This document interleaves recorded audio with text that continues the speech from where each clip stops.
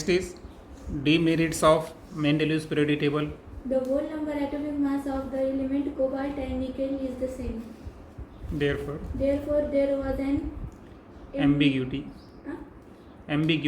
regarding their sequence in Mendeleev's periodic table. आता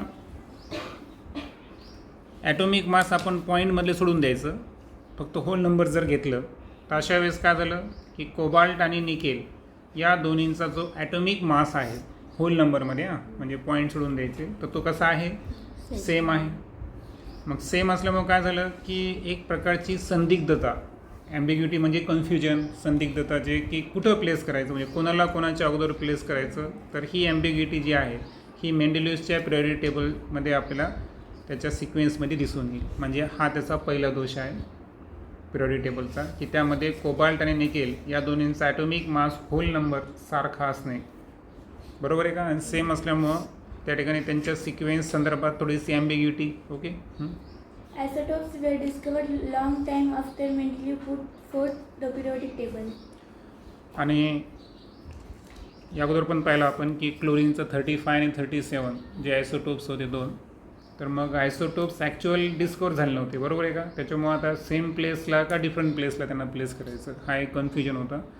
so isotope जे आहेत हे मेंडेलिव्हच्या पिरियडिक टेबल पुट फोर्थ केल्यानंतर लॉंग टाईम नंतर ते डिस्कवर झालेले आहेत. As isotopes have the same chemical properties but different atomic masses, a challenge was posed in placing them in Mendeleev's periodic table. आता आयसोटोप्स हे सेम एलिमेंटचे असल्यामुळे त्यांच्या केमिकल प्रॉपर्टीज कशा असतात, सारख्या असतात, सेम असतात, मात्र त्यांचा ॲटॉमिक मास नंबर हा कसा असतो, डिफरंट असतो. आणि दॅट्स वाय मेंडेलिव्हच्या पिरियडिक टेबलमध्ये आयसोटोप्सला प्रेझेंट करणं किंवा त्यांना प्लेस करणं हे एक पद्धतीचं काय आहे, चॅलेंज आहे. कारण ॲक्च्युअल काय होतं, एका एलिमेंटला तर एकदाच पोझिशन मिळाली पाहिजे. ॲटॉमिक मास डिफरंट असल्यामुळं आयसोटोप्स हे सेम एलिमेंटचे जरी असतील मात्र ॲटॉमिक मास डिफरंट असल्यामुळं त्यांना कुठं प्लेस करायचं हे एक डिमेरिट आपल्याला मेंडेलिव्हज पिरियडिक टेबलचं सांगता येईल. When elements are arranged in an increasing order of atomic masses, the rise in atomic mass does not appear to be uniform. त्यानंतर एलिमेंट्सची जी अरेंजमेंट आहे मेंडेलिव्हज पिरियडिक टेबलमध्ये, तर तो क्रायटेरिया कसा होता, increasing order of their atomic mass या पद्धतीनं एलिमेंट्सला arrange करायचं होतं. आणि जेव्हा अशा पद्धतीनं अरेंजमेंट करण्यात आलं तेव्हा rise in atomic mass does not appear to be uniform. म्हणजे इन्क्रीजिंग ऑर्डर ऑफ ॲटॉमिक मासनुसार जर आपण एलिमेंटचं मांडणी करत असू तर कसं व्हायला पाहिजे होतं, प्रत्येक वेळेस स्टार्टपासून तर एंडपर्यंत कसं व्हायला पाहिजे होतं की नंबर्स वाढत जायला पाहिजे होते युनिफॉर्मली, बरोबर आहे का. कुठेही रिव्हर्स यायला पाहिजे होते का, नाही, मात्र तसं झालं नाही. मेंडेलिव्हच्या पिरियडिक टेबलमध्ये जरी क्रायटेरिया हा होता increasing order of their atomic mass, परंतु काही एलिमेंट्सला काही एलिमेंट्सपेक्षा ॲटॉमिक मास जास्त असताना सुद्धा अगोदर प्लेस करण्यात आलं, जेव्हा की युनिफॉर्मली कसं पाहिजे होतं, वाढत जायला पाहिजे होतं ॲटॉमिक मास. तर झालं का, नाही. जसं की पुढे आपण एक्झाम्पल पाहू. It was not possible, therefore, to predict how many elements will be discovered between two heavy elements. आणि दॅट्स वाय याच्यामुळे एक कन्फ्युजन काय झालं, it was not possible therefore to predict how many elements could be discovered between two heavy elements. म्हणजे दोन heavy एलिमेंटच्या मध्ये भविष्यामध्ये किती मूलद्रव्यांचा शोध लागेल हे प्रिडिक्ट करणं यामुळं काय झालं नाही, शक्य झालं नाही. हा मेंडेलिव्हच्या पिरियडिक टेबलमधला तिसरा दोष आपल्याला सांगता येईल. आता आपल्या टेक्स्टबुकमध्ये ना कोबाल्ट आणि निकेल हे दोन एलिमेंट्स प्लेस केले आहेत 27 आणि 28 नंबर्सला, बरोबर आहे का. आता modern periodic table atomic number आधारित आहे, पण आपण त्याचा रेफरन्स आत्ता का गेलो, कारण कोबाल्टचं जर ॲटॉमिक मास पाहिलं आपण तर ते आहे 58.933, म्हणजे 58.9 आपण कन्सिडर करू. आणि निकेलचा आहे 58.693, अर्थातच 58.7 आपण कन्सिडर करू. आता क्रायटेरिया काय होता मेंडेलिव्हच्या पिरियडिक टेबलचा, increasing order of their atomic mass. मग यानुसार जर क्लासिफिकेशन करायचं असेल तर कोबाल्टच्या अगोदर कोणाला प्लेस मिळालं, निकेलला. पण ॲक्च्युअल निकेलला स्वतः जर आपण पिरियडिक टेबल पाहिला मेंडेलिव्हचा तर निकेलला त्यानं काय केलं आहे, कोबाल्टच्या नंतरच प्लेस केलं आहे. बरोबर. मग निकेलला कोबाल्टच्या नंतर ॲटॉमिक मास कमी असताना सुद्धा त्याच्यानंतर प्लेस केलं कोबाल्टच्या नंतर निकेलला, म्हणजे याचं जे रिझन आहे ते सांगता आलं का नाही, आणि स्वतःचा रूल या ठिकाणी काय केला, ब्रेक केला. That's why it is the demerits of Mendeleev's periodic table. Then position of hydrogen. Hydrogen shows similarity with halogens for आता हायड्रोजन जे आहे तर ॲक्च्युअल ह्याची सिमिलिटी कोणासोबत मॅच होते, हॅलोजनसोबत. जसं की हॅलोजनची व्हॅलेन्सी 1 आहे आणि हायड्रोजनची पण व्हॅलेन्सी काय आहे, 1च आहे. मात्र हॅलोजन जे आहे हे कोणत्या ग्रुपमध्ये प्रेझेंट आहे, ग्रुप 7मध्ये प्रेझेंट आहे. Okay. For example, the molecular formula of hydrogen is H2 while the molecular formula of fluorine and chlorine as F2 and Cl2 respectively. आता हायड्रोजन हा हॅलोजनसोबत कशा पद्धतीनं सिमिलिटी शो करतो, तर याचं एक स्पष्टीकरण दिलं आहे.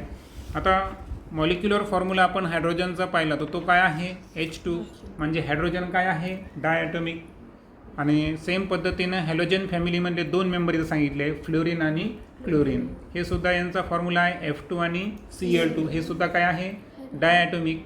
म्हणजे याचा अर्थ हायड्रोजन आणि हॅलोजन हे दोन्ही कसे आहेत, डायॲटॉमिक असल्यामुळं तिथं वरती सांगितलं की हायड्रोजन जो आहे तो हॅलोजनसोबत काय शो करायला, सिमिलॅरिटी शो करायला. In the same way, there is similarity in the chemical properties of hydrogen and alkali metal group 1. आता त्याच पद्धतीनं हायड्रोजनचे गुणधर्म ज्या पद्धतीनं हॅलोजनसोबत मॅच होतात तसेच हायड्रोजनचे काही गुणधर्म हे अल्कली मेटलसुद्धा काय होतात, मॅच होतात. जसं की दोन्हींची व्हॅलेन्सी कशी आहे, सारखी आहे. त्यानंतर आणखीन काही पॉईंट्स आहेत ते पुढं सांगितले. There is a similarity in the molecular formula of the compounds of hydrogen, alkali metal, sodium, potassium, etc. Form with chlorine and oxygen. आता आणखीन सिमिलॅरिटी जर हायड्रोजनची अल्कली मेटलसोबत पाहिजे असेल तर अल्कली मेटल ज्या पद्धतीनं हायड्रोजनसोबत कंपाऊंड तयार करतात तर त्याच पद्धतीनं हायड्रोजनसुद्धा अल्कली हायड्रोजनसोबत त्याच पद्धतीचे काय तयार करतात, कंपाऊंड तयार करतात. जसं की आता पहा तुम्हाला चार्ट दाखवला आहे, पहा आहे का 2.5 similarity in hydrogen and alkali metals. पहा आता हायड्रोजन क्लोरीनसोबत जेव्हा कंपाऊंड तयार केला तर काय आलं त्याचे फॉर्म्युला, HCl, बरोबर. आणि जो अल्कली मेटल सोडियम आहे त्यानं सुद्धा क्लोरीनसोबत काय तयार केला, NaCl. ऑक्सिजनसोबत हायड्रोजन 2दा लागला, H2O. अल्कली मेटल सोडियमसुद्धा 2दा लागला, Na2O, सोडियम ऑक्साईड. त्यानंतर हायड्रोजन सल्फाईड जर पाहिला याच्यामध्ये सुद्धा H2 2दा वापरले. सेम पद्धतीनं सोडियम जो आहे तो सुद्धा किती वेळेस वापरला, 2दा, Na2S, सोडियम सल्फाईडचा फॉर्म्युला. म्हणजे याचा अर्थ काय झाला आहे की जे हायड्रोजन आहेत आणि जे अल्कली मेटल्स आहेत सोडियम पोटॅशियम सारखे, तर हे जेव्हाही कंपाऊंड तयार करायले तर त्या कंपाऊंडचा जनरल मॉलिक्युलर फॉर्म्युला कसा यायला, सारखा यायला. जसं की क्लोरीनसोबत हायड्रोजन आणि अल्कली मेटल्स एकच लागले, ऑक्सिजनसोबत 2-2, सल्फरसोबत 2-2, ही सिमिलिटी आहे. म्हणजे याचा अर्थ हायड्रोजन संदर्भात एक फार मोठं कन्फ्युजन आहे की एवढा फिक्स पोझिशन आहे का, नाही. कारण तो कोणासोबत, हॅलोजनचे सोबत पण गुणधर्म शो करायला आणि अल्कली मेटल्ससोबत सुद्धा गुणधर्म शो करायला. On considering the above properties, it cannot be decided whether the correct position of hydrogen is in the group of alkali metals or in the group of halogen.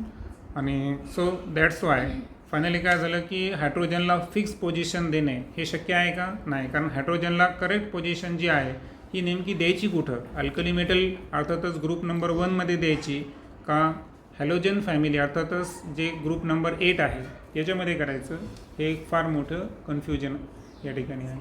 कारण वरती आपण discuss केलंच आहे. आता इथे एक दुसरा पण चार्ट दाखवला आहे, पहा similarity in hydrogen with halogen. पहा एलिमेंट्स संदर्भात जर पाहिला आपण तर हायड्रोजन आणि क्लोरीन हे दोन्ही कसे दाखवले तुम्हाला, डायॲटॉमिक H2Cl2. त्यानंतर कंपाऊंड जेव्हा तयार करतात, ओके,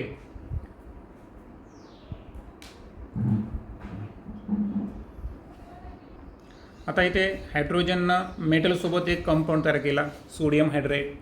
आणि हॅलोजन जो होता क्लोरीन त्यानंसुद्धा सोडियम मेटलसोबत कंपाऊंड तयार करा सोडियम क्लोराईड. म्हणजे इथं काय झालं की हायड्रोजनची गुणधर्म कोणासोबत मॅच व्हायले हॅलोजनसोबत, कारण दोन्ही जण सोडियमसोबत काय तयार करायले एक कंपाऊंड तयार करायले आणि त्या कंपाऊंडचा जर मॉलिक्युलर फॉर्म्युला पाहिला तर जनरली कसा आहे सारखा आहे.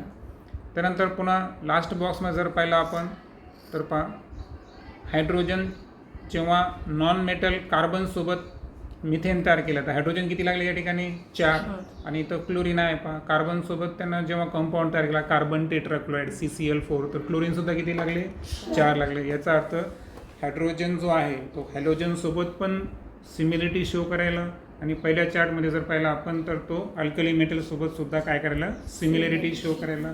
मग आता ही सिमिलिटी शो केल्यामुळं हायड्रोजनची करेक्ट पोझिशन नेमकी कोणती हे सांगणं येतं थोडंसं, म्हणजे हा एक पद्धतीचा ड्रॉबॅक आपल्याला सांगता येईल. सो ओव्हरऑल 4 ड्रॉबॅक्स आपण पाहिले. पहिल्यांदा होल ॲटॉमिक मास नंबर जर आपण विचारात घेतला तर कोबाल्ट आणि निकेल दोघांचा 59 आहे.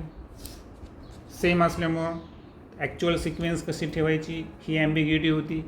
सेकंडमध्ये आपण आयसोटोप्स संदर्भात पाहिलं की आयसोटोप्स जे आहेत त्याच्या केमिकल प्रॉपर्टीज सेम असतात मात्र ॲटॉमिक मास डिफरंट असतो म्हणून त्यांना प्लेस करणं एक चॅलेंज होतं.